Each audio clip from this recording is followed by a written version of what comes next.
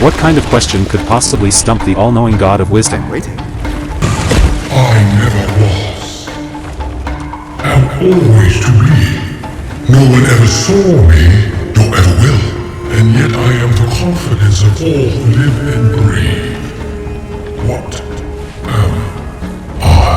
Without hesitation, he blurted out an answer, order. Horus immediately praised him for his brilliance, but the words had barely left his mouth when the Sphinx slowly rose to its full, massive height and swatted Horus away with a single blow. Clearly, the god of wisdom's answer was wrong. He tried again, this time guessing, truth.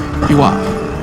Purity. But that too proved incorrect. Once more, Horus was sent flying several meters through the air. Horus was completely stunned. He never imagined the god of wisdom would fail twice in a row. Left with no other choice, he had to step up and shield his companion, taking the Sphinx's brutal punches head-on to buy the god of wisdom more time. But the Sphinx only grew more ferocious. Just as Horus was about to be overwhelmed, the god of wisdom suddenly shifted his approach and finally arrived at the correct answer at the last possible moment.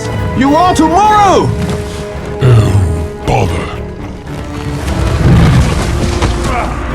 Seeing that the riddle had been solved, the Sphinx reluctantly sank back into the earth. With the heart of the desert now within reach, Horus quickly pulled out the water of life, ready to extinguish the desert fire once and for all. But before he could act, he found himself ensnared in a trap that Set had planted ahead of time. Set had been lying in ambush all along. He crept up behind the god of wisdom and struck without warning, ripping away the brain that held infinite wisdom. Set had claimed yet another powerful artifact. Once he collected all 7 relics of the ancient gods, he would become unstoppable. In this critical moment, Bek's quick reflexes kicked in. He snatched up the water of life and made as if to pour it onto the desert fire. But Set intervened at the last second, holding up a token belonging to Bek's girlfriend. He revealed a cruel truth. No god had the power to resurrect a human being. Not even the king himself could bring the dead back to life. Horus had been lying to Bek all along, using him for his own purposes. While Bek stood there torn by this revelation, Set seized the opportunity to grab the water of life and knocked Bek to the ground. Then, with everyone watching helplessly, he poured every last drop of the sacred water into the sand. Now nothing remained that could stand in his way. Set continued to twist the knife, sneering at Bek. If you don't believe me, go ahead and ask Horus yourself. See if he can really bring the dead back to life. With that parting shot and a look of utter contempt, he turned and walked away with the arrogance of a victor. He had grander plans to set in motion. At that moment, the pyramid began to shake violently. Set had already rigged it to self-destruct, intending to bury everything beneath the rubble.